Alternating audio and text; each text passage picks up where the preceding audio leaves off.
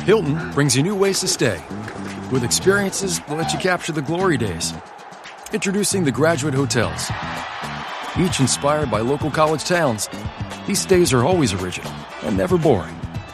Get in touch with traditions all across the country and enjoy a stay that's a class above the rest. Book at Graduate Hotels with Hilton Honors Points at Hilton.com. It's a win-win. Hilton, for the stay.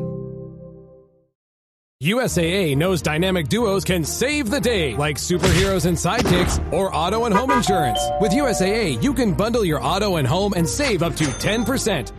Learn more and get a quote at USAA.com/bundle. Restrictions apply. Ryan Reynolds here from Mint Mobile.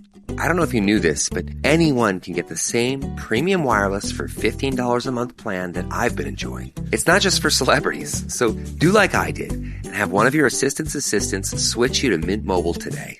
I'm told it's super easy to do at mintmobile.com/switch. Upfront payment of $45 for 3-month plan, equivalent to $15 per month required. Intro rate first 3 months only, then full price plan options available. Taxes and fees extra. See full terms at mintmobile.com.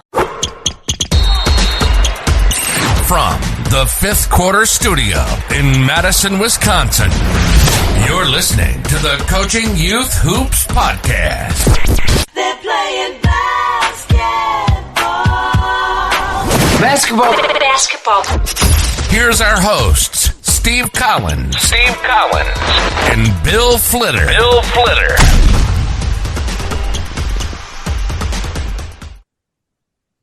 Coaches, welcome to another episode of Coaching Youth Hoops. I am your host, Coach Bill Flitter. We have a guest today, Shay Balish from Curv Health. Shay, welcome to the show. Bill, appreciate it. Excited to jump into things. Yeah, and Shay, thank you. This is the third episode that we've had you on sharing your expertise, and we appreciate that. Can you give our listeners, maybe this is the first time they're hearing about you, tell us about your background, a little bit about the company. But before we do that, we're going to dive into, as you guys saw probably from the show notes and overview, we're going to talk about injury prevention, and Shay's going to offer us insight and input on how Curv helps with injury prevention and things that they're doing to help young athletes succeed on and off the court or any sport they are doing. Shay, take it away. Thanks, Bill. Yeah, so really quickly, my background, I'm a horrible Canadian. I don't play hockey, never really even skated much, but I was a basketball player, so played competitively my whole way through. I kind of over-specialized in some ways. I played basketball year-round, trained year-round. It was an obsessive passion for me. I still love it.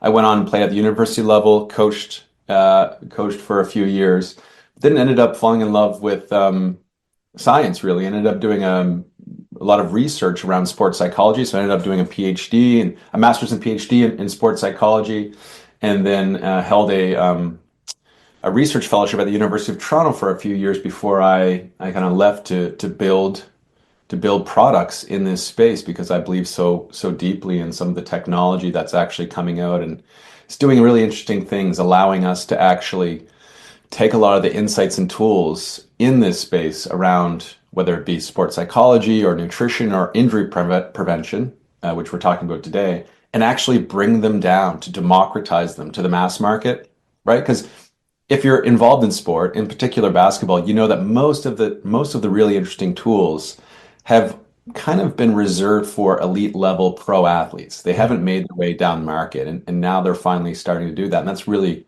a bit of the mission of our company. But anyways, that's a little bit of background on me. No, I appreciate you sharing, and if you're interested in the other topics that Shay and I have been discussing, you can go to your favorite podcast service and look for those others on nutrition and some of the other topics that we discussed prior. Let's start this off. It's interesting you talk about we're talking about high school youth sports. And, these tools that you've created at Curv have been reserved for quote unquote professionals. I would argue over the next couple years, what makes a professional sport? Generally, at the highest level, I get paid to play, right? We are seeing huge changes at the youth sports level where they're going to get paid to play, right down to the high school level. So that, I know we're talking about injury prevention, but youth sports is becoming a professional level activity, and we need tools like you've created, and injury prevention is going to be a huge one, and it's going to take a team. And I love that concept that you guys are bringing, that you're bringing a team. We can just say it's an app, but it's not. It's a team of people that will help these young athletes succeed. I don't know if you have any thoughts on that or comments. No, definitely. I think, the way I understood your question is like, why is this relevant now more than ever? Yeah, exactly. And really what's happening. And, we talked about this in a previous episode around all of the, to be crude, mental obstacles athletes have to go through now. Yeah. And which is why sports psychology and mental performance is so relevant. And the same thing is happening with, the physical obstacles, the physical body. When you see how sports are maturing, amateur sports are changing to the point where a lot of athletes are specializing at earlier and earlier ages. Right? If you look at the historical trends, and you can go back to your favorite professional basketball players 30, 40 years ago, they often grew up playing multiple different sports.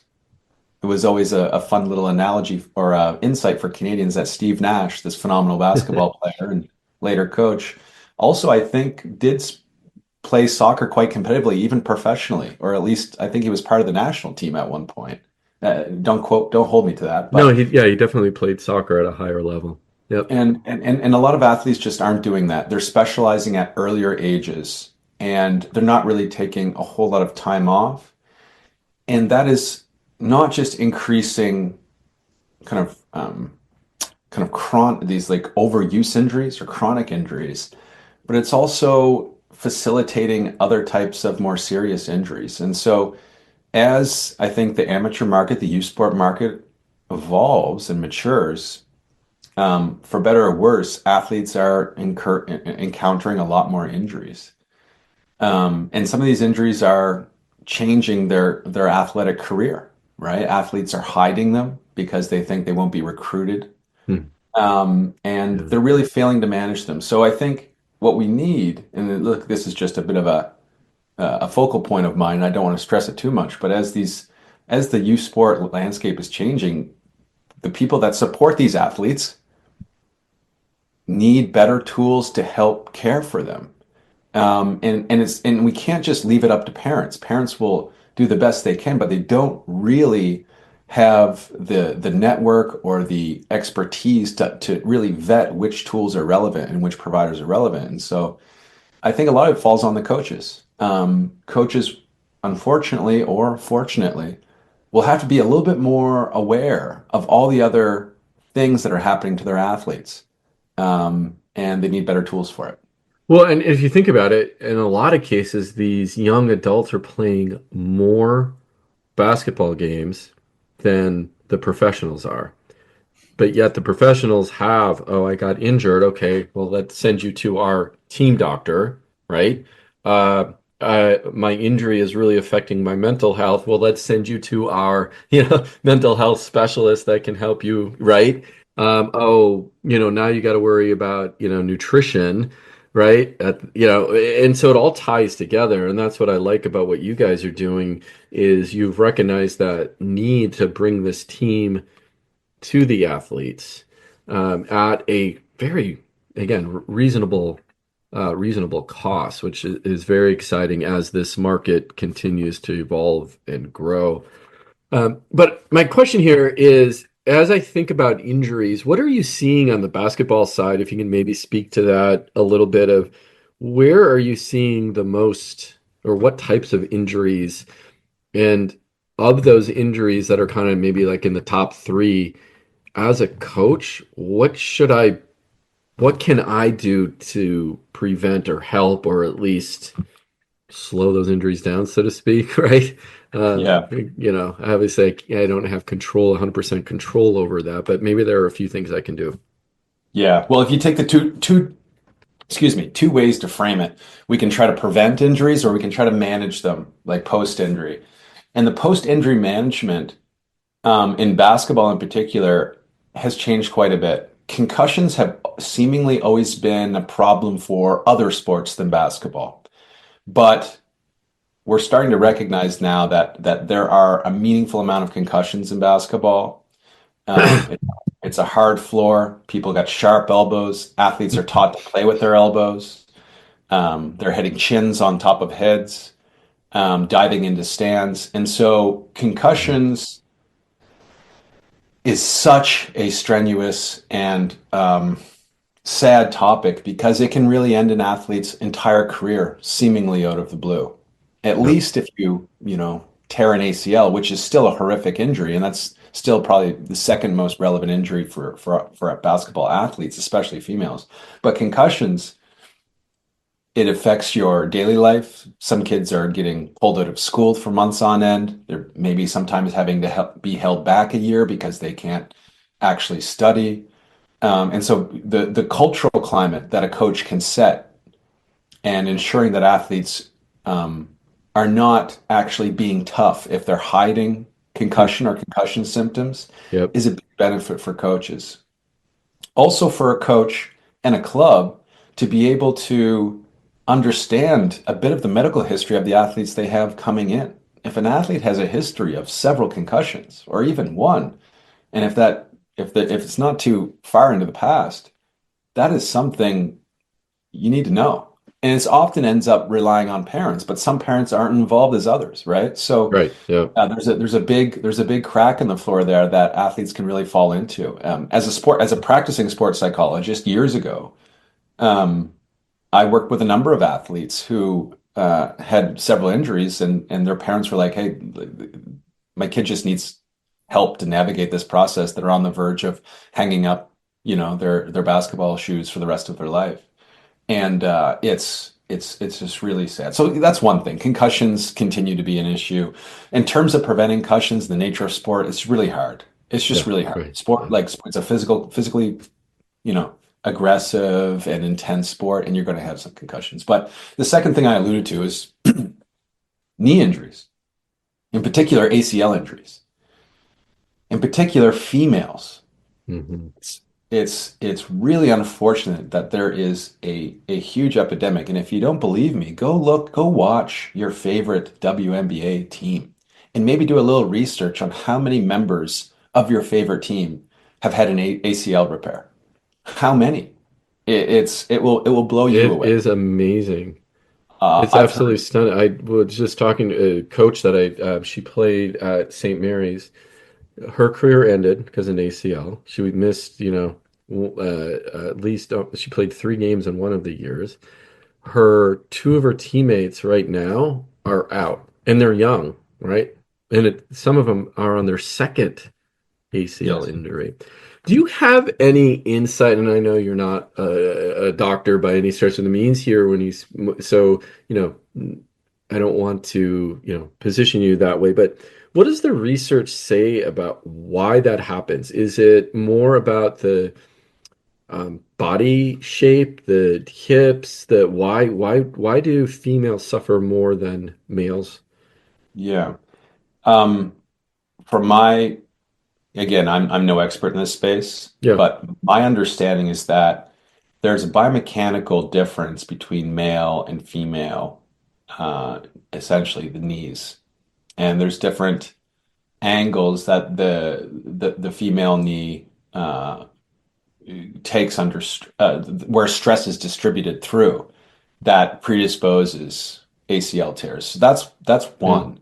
yeah, The evolutionary story, if it's relevant or not, of why there would be anatomical differences between those two is not totally clear, but it's seemingly that males engaged in far more kind of warfare or physically aggressive combat, which would have selected for more stable knees, perhaps. There's some interesting. Yeah, evolutionary anthropologists have argued that. There's also, I think, some I think there's little evidence, but there's some arguments that just the hormonal cycle that males do go through, but females go through as well, and the hormones that sometimes can facilitate pregnancy Mm, may may be a contributing factor, but I think there's still a lot of research ongoing, right? A lot of it's really ongoing. So really where most of the focus in this space is not really why, but how do we manage this and how Yeah, do we yeah, that was apply the going to be right my, yeah, resources? sorry to, yeah. Yeah. It's such a, it is such a big problem, especially with females. But in general, as a coach, am I doing anything to cause that more so than, am I doing, that's, am I doing a drill that is gonna, cause them to have an ACL injury, or is it more just really about repetitiveness? Yeah, I think the way a coach organizes their practice, in terms of the actual strategies and tactics they're teaching and the nature of the gameplay, I don't think there's much you can actually do. I think where most of the yield and the benefit that a coach can create is sown in kind of preventative exercises and stretches, more of a physical therapy approach. So if certain coaches, and many are now doing this, especially competitive female basketball coaches, are taking more of a preventive approach where they're more aware and they're starting to develop warm-up routines that Mm. occur at the beginning of practice or are recommended to athletes that they do between practices around strengthening particular muscles that support the knee. That seemingly is where the best lever point is for reducing ACL tears. So just generally speaking, then doing some sort of warm up pre-practice is doesn't guarantee it, but it definitely will help. Yeah, Is what it, yeah, exactly, yeah. exactly. And in some ways it's a warm up, right? You also have to like if warm up the neuromuscular system so everything's firing because that can also be a component. Like acute injuries are so overdetermined by multiple different factors, but you have to put effort in. One is a warm up, but other is actually strengthening. So if some Mm, mm. coaches don't believe that their athletes are going to do the strengthening exercises outside of the gym, they'll literally take their own practice time to put this in at the beginning or the start. Well, they'll run the team through a number of kind of free body movements, so they're not necessarily picking up weights, but they're doing one-legged hops, for example, Mm, and a number of other things yeah, that can start to build more supportive muscles, really. yeah, yeah. That totally makes sense. Yeah. Talk about a player being injured versus just it's sore. I'm hurt, right? Yeah. And playing injured versus playing hurt. I don't know if you have any thoughts on that. I had an assistant coach when somebody would get hurt, he would ask them a series of questions, and I'm blanking on exactly those questions to determine if they were injured or hurt, but he did it routinely. He actually was a firefighter and a police officer in his past life, so he had the right questions to ask. But I think that is how do I know as an athlete or as a coach if I'm truly injured or I'm just it's a little sore, right? Right. This is such a complex topic because, Yeah.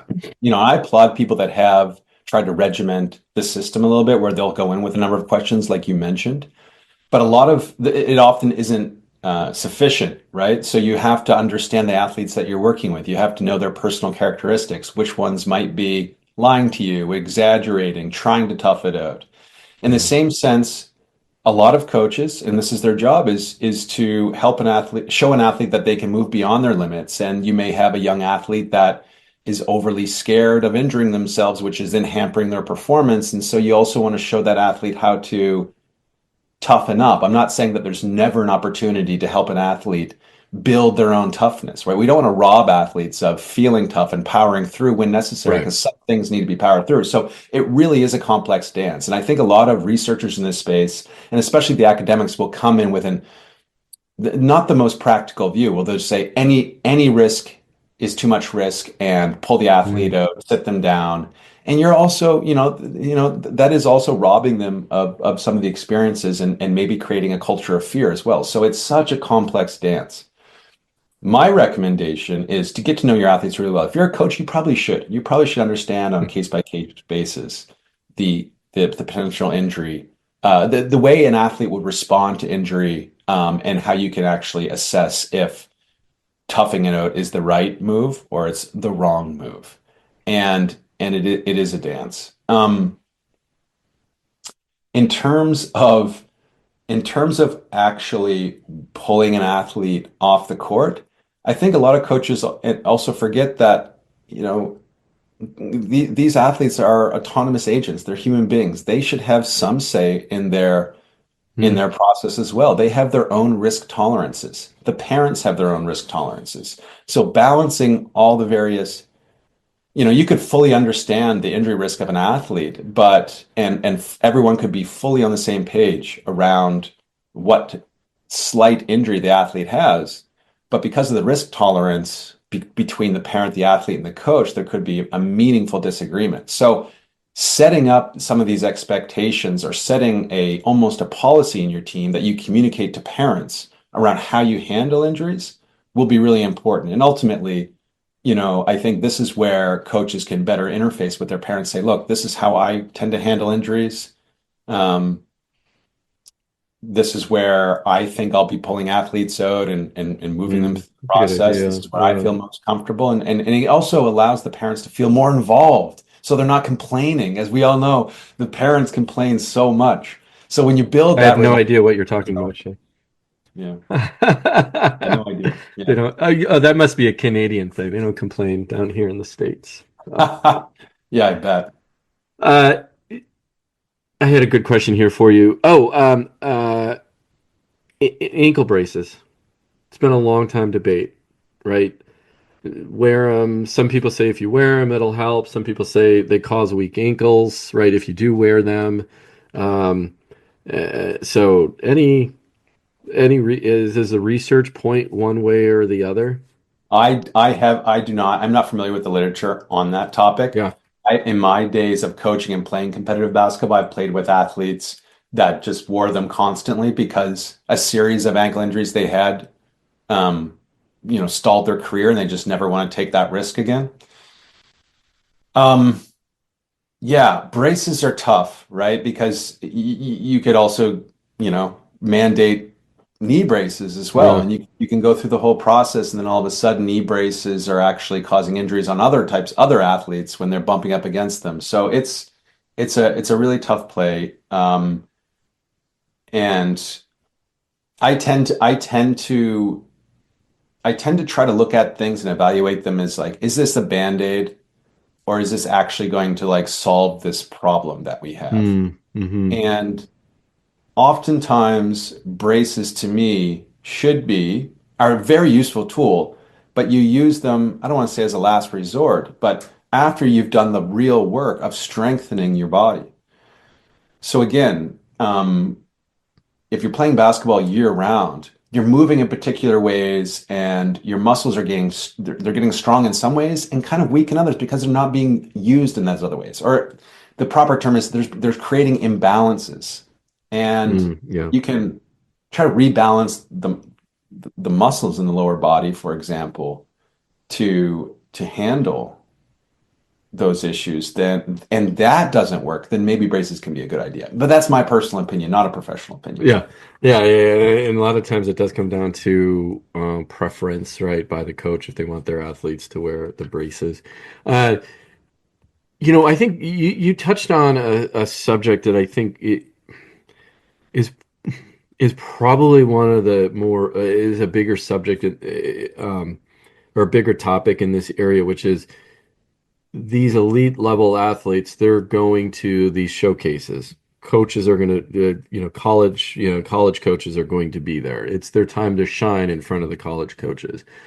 So they may play through an injury, right, just to be on the court. I don't know if I have a question in that, but that is a huge concern of them concealing injuries that could then prevent them from playing long term. And I guess it comes down to the coach to say, okay, we got to sacrifice this tournament, right? And because you may miss the next 5 tournaments if we don't.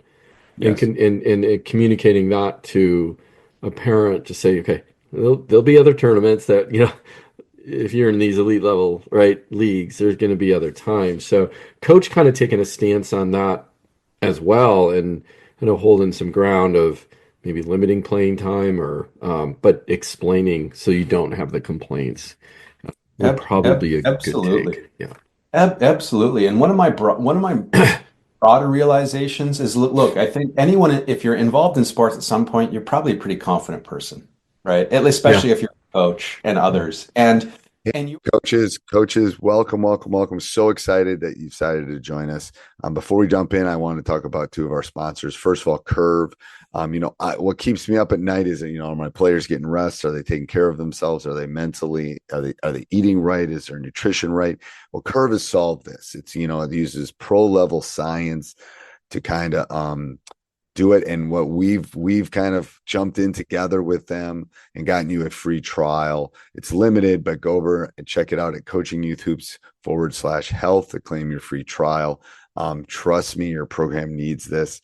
It will, it will track mental health, and nutrition, and sleep and injury prevention, everything that, keeps us all our coaches up at night.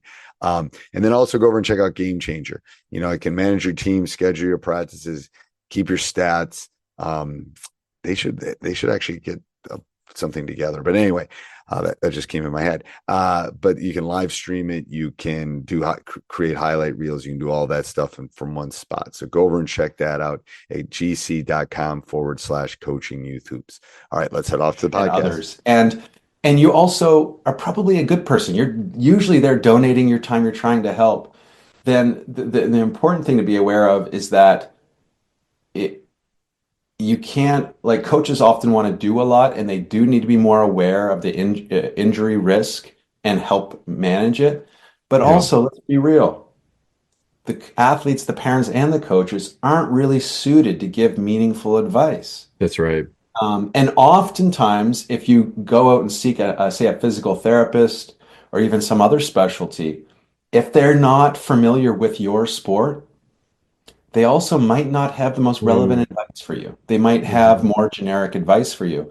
And so that's why I believe, in the future, for a family, a parent, and athlete to have immediate access to some of this expertise could be really, really valuable, right? And where do you find a great physical therapist that really understands basketball and the nature of your athlete?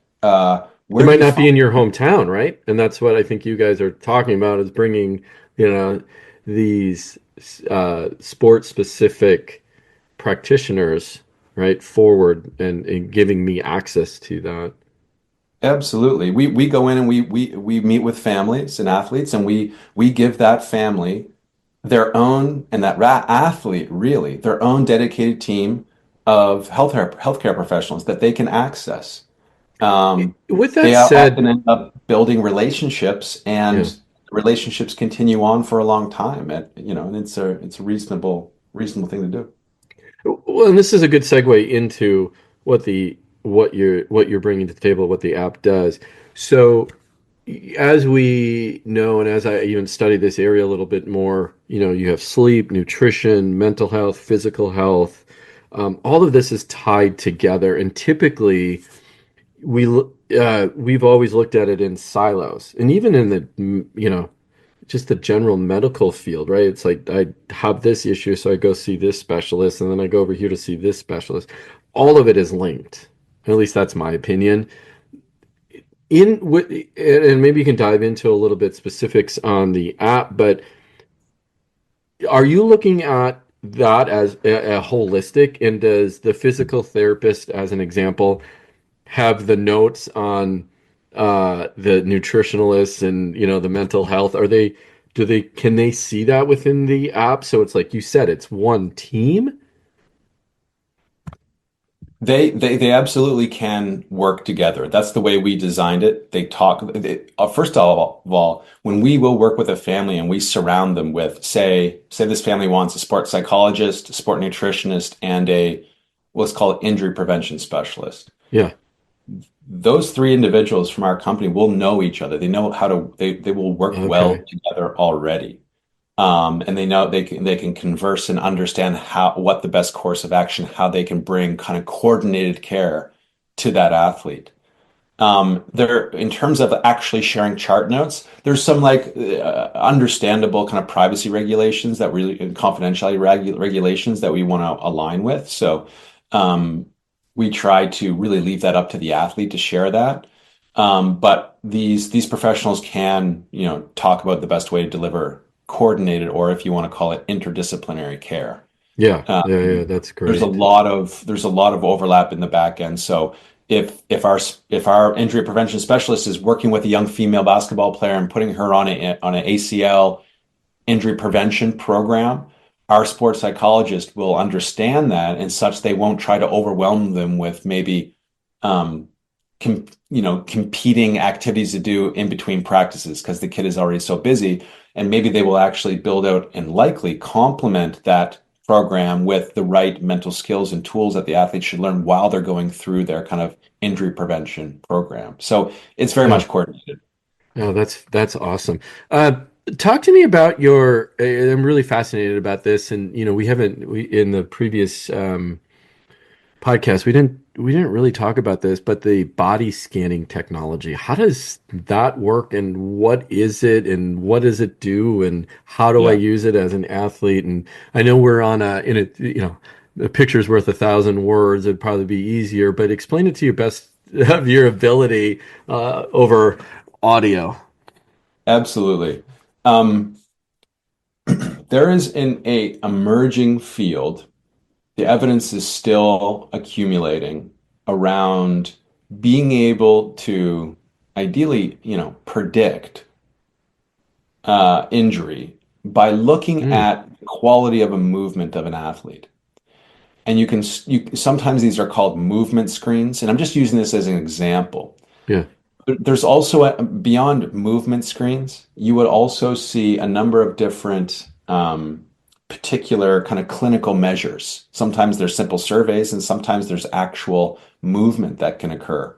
They'll use these in settings with athletes, but they're also used in settings with, say, elderly people that are at risk of falling and hurting themselves. Oh, interesting. Yeah, so we can use this essentially motion capture technology, an ability to objectively, without a human involved, measure the biomechanics, the movement of an athlete in their own home. If they record themselves, it takes less than 5 minutes. We can scan them and start to provide real interesting feedback back to the care team, right? Back to their physical therapist or others. And also start to identify areas where movement quality could perhaps be more improved. I want to be careful around the terminology because this field is still building. But if you're looking at the functional movement skills of an athlete and they're struggling with flexibility in some particular ways, or they're having some movement asymmetries between the left and right side of their body, for example, these can be really sometimes important to target to help prevent injury. Again, injury prevention is a science that's in its infancy, and we're still trying to figure these things out. Mm-hmm. But for example, these things are in pro sports. Our company actually made a meaningful amount of money in our early days, got off the ground by licensing this computer vision scanning technology to an injury kind of management company that worked in pro sports, NBA, NFL, NHL. And we've had a number of pro athletes go through this scanning technology. So it is being used at high levels, and we're hopefully going to have enough data in the future to really start to understand what types of movement qualities are more indicative of future injury. But again, injuries are so complex and overdetermined. Right. One of the things that I always looked at, and again, not a doctor and not a therapist, but I always noticed young athletes, early teens, very tight. right? Their which, that their thighs, right?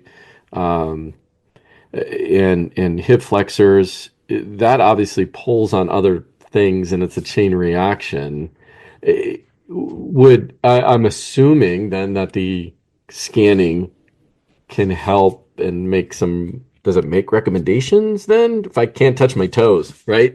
We don't make recommendations necessarily. We've always taken the position of informing or augmenting the information that our providers have, these clinicians, to actually go and deliver care. So we leave a lot of the interpretation part to the experts, the real humans.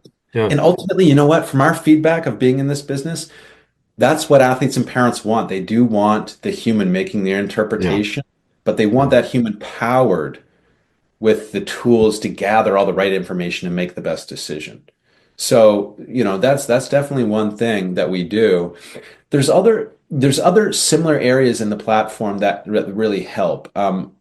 In pro sports, probably the most popular and probably effective thing has been trying to gauge an athlete's overall readiness. And this idea of readiness is so complicated. There's so many statisticians in sports that have different definitions and trying to understand what this is. But you can imagine the variance or the fluctuations in, say, an athlete's ability to move their body appropriately under load varies day to day. Maybe the athlete had a late night out and they were out at a high school bar party and didn't sleep much, right? And maybe they had a lot of stress in their nervous system, or maybe they're drinking coffee, or and these things can show up in the day-to-day measurements. So looking at kind of the temporal fluctuations in how athletes are measured in terms of their readiness can be really valuable. One of the biggest surprising things that we built into the app from feedback was measuring athletes' sleep. So an athlete can choose to allow the platform to have access to their sleep data on their iPhone, and that can be really informative. And in fact, our coaches use that as a coaching point to start to educate these young athletes around getting enough sleep, because it actually impacts their performance and their injury risk. And then all of a sudden, the parents are happy because they have some other person, it's not the parents yelling at them or the coach, Get to bed. building a really healthy habit. So that's another thing that we can do with this technology. It's not always just a snapshot of where an athlete is in their general movement quality, but continuous test and retest day after day or week after week, and start to provide a more of a picture of where they are in their just general readiness in their life.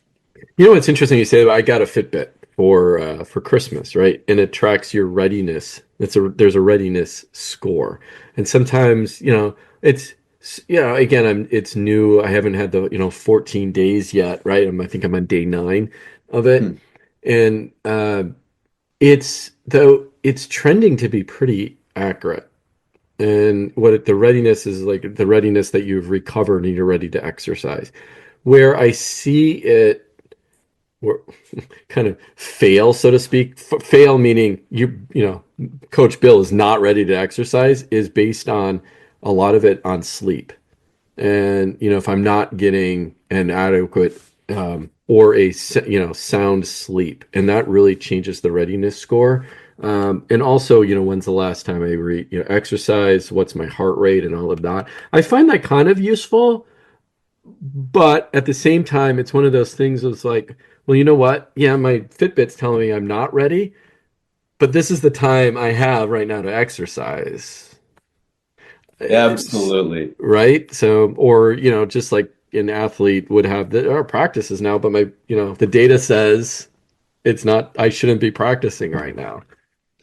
Absolutely. These are all tools for ultimately humans to make real decisions off, and you can't blindly follow what the data says sometimes. And that's also the beauty of sport, right? It's like, everyone can look good on paper, but when the game starts, it's a game for a reason. And underdogs can really pull it off a lot of the time. So yeah, it's complicated. I think we're swimming in too much data. There's some companies and apps that really do it really well. Whoop is super popular. They rely a lot on heart rate variability as a measure. But Yeah, there's a lot of ways to really look at it. One of the things that I think happens with, elite athletes are so in tune with their body that once they start getting some data back, they can start to actually build their own mental model of how they feel.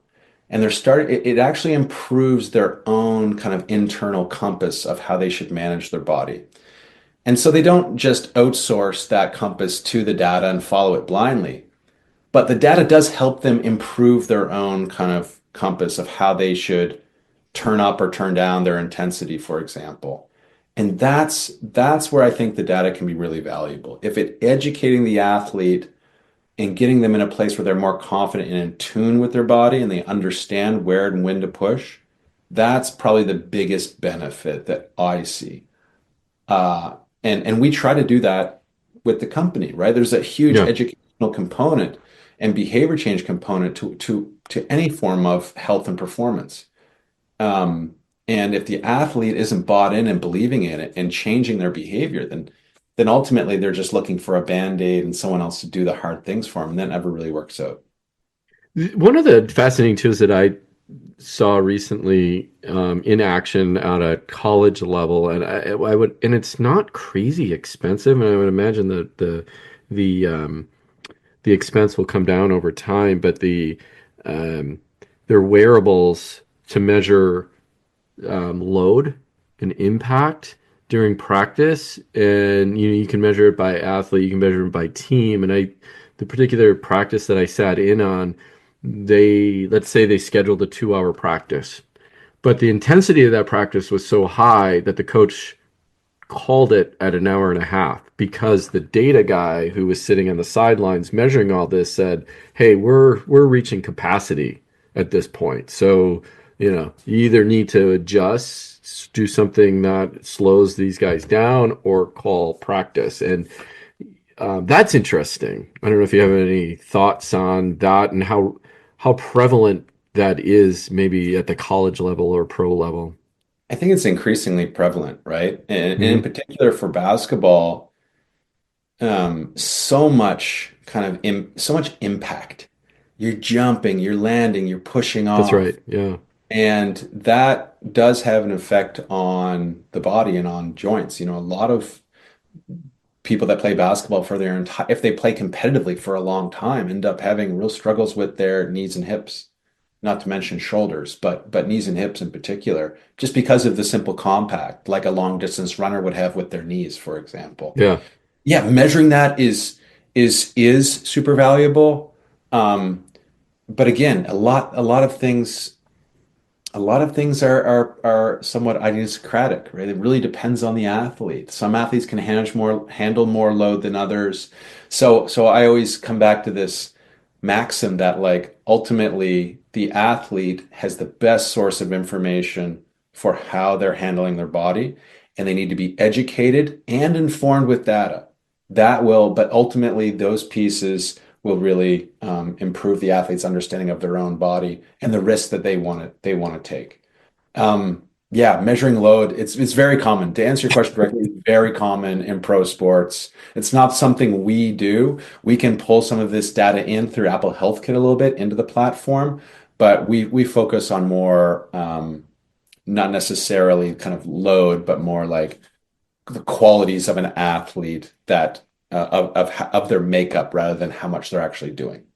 Yeah, and they're I talked to the guy who was doing this, and it's all about injury prevention. That's why they're doing it, right? And that load is, oh, do we have a game tomorrow or a game in 2 days, right? And we'll change that, how far we want to push them based on some of those variables as well. Absolutely. Well, let's end on this. Can you? Oh, sorry. No, I was just going to say, how you schedule your practices, how close to games, how many back-to-back should you have? Yeah. This is probably more relevant information as youth sports become hyper specialized and kind of mature. Yeah, no doubt. And that, we didn't really even touch upon, we alluded to the specialization, which can cause more injuries, right? Because from overuse, using the same muscle versus, using multiple or doing multiple sports, then you're strengthening other muscles. And Well, I'll just ask that as a question. Is like, I think the data shows you should do multiple sports. Is that what you're seeing? Or This is also such a complicated question. I know, The, I know. the, so when you look at, there's some data that suggests that the best athletes played, they sampled more than they specialized compared to some other types of athletes. That research is a little problematic or confounded by the fact that these phenomenal athletes that end up playing at a very high level are so good, likely when they're younger, that they have success in multiple sports. So they want to sample. They're not necessarily sampling because they think it's a good idea or they naturally fell that way because their parents put them in sports. They're such good athletes that they're good at multiple sports, and thus they play multiple sports until they have one that really has seemingly a high ceiling, and then they go pursue that. So there's some debate in the literature. It's kind of this like Red Queen race like issue where to compete and make the top tier teams and be on that kind of fast track to the highest level of competition, that's happening earlier and earlier. And that requires younger athletes having far more skill than they otherwise required, which is then somewhat requiring specialization. Interesting. Yeah. So in some ways, it's a sociological problem. The nature of basketball, the nature of sports is requiring athletes to specialize because there's multiple tiers and teams at earlier and earlier ages. So that is sometimes, I think, a problem more generally, but it's also what's happening. I think that it is healthy to attempt to play multiple sports, and I think parents and coaches should give athletes the opportunity to sample multiple sports, but I wouldn't withhold an athlete who starts to develop a passion to pursue that either. Where I try to draw a bit of a point of finger, I guess, is when the parent may feel that the athlete doesn't have a choice and must specialize at the earliest ages to make particular teams. And then the parent is essentially pulling the athlete along into being specialized. That's not necessarily great. There's a motivational issue there. It can lead to burnout, an athlete dropping out, and also sometimes overuse injuries. Yeah, that makes sense. That makes a lot of sense.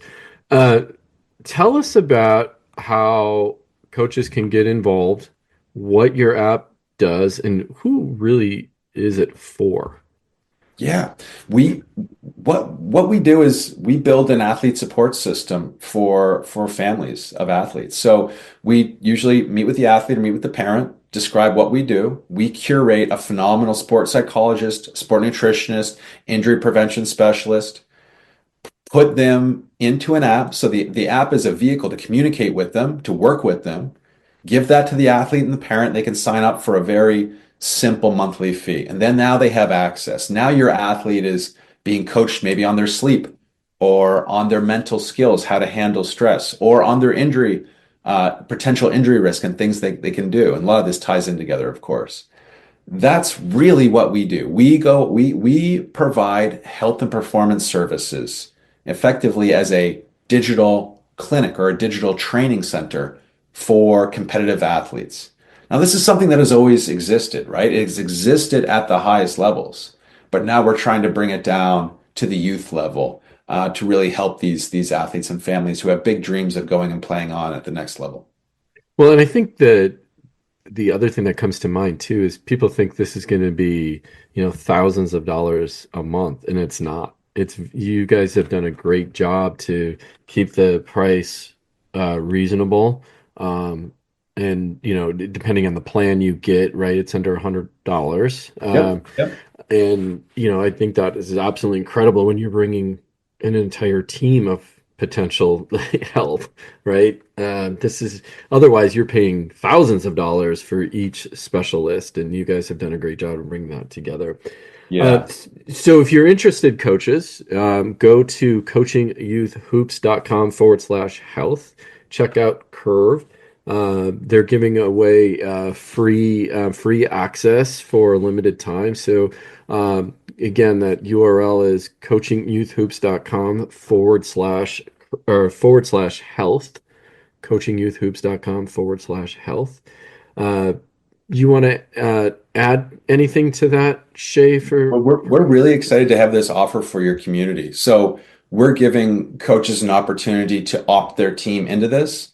So they give access to all their athletes free for the rest of the season. And then we built out a mechanism to give a report to coaches monthly so they can start to have a little more insight into their athletes' mental skills, their nutritional habits, their injury potential, like injury risks or movement qualities they may want to manage. And it's all for free. We really wanted to give back to the community and spread this out.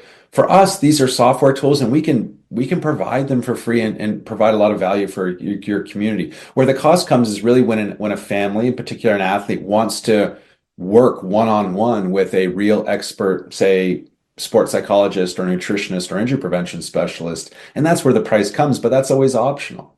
Yeah. And Shay, we thank you again for your time and really appreciate you bringing this offer to our community and making that available. I just think it's such a valuable tool that, is a no-brainer for, high school coaches to sign up and at least check it out to provide some additional information for the health of their athletes.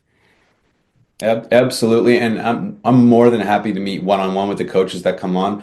I'm always trying to be at the forefront and listening to customers, listening to users, gathering feedback. It's my job. So would more than happy if a coach is on the fence or wants to learn more and wants to book a one-on-one call with me to talk about it. Happy to just sign up. All the coaches that sign up through Coaching Youth Hoops will be able to have that opportunity, and I'd love to take you up on it.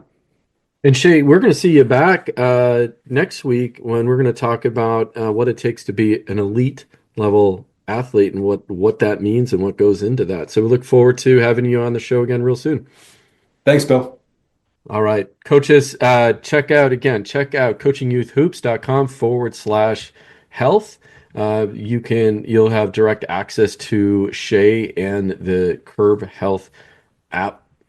Thank you. Until next time. This podcast is part of the Sports Social Podcast Network.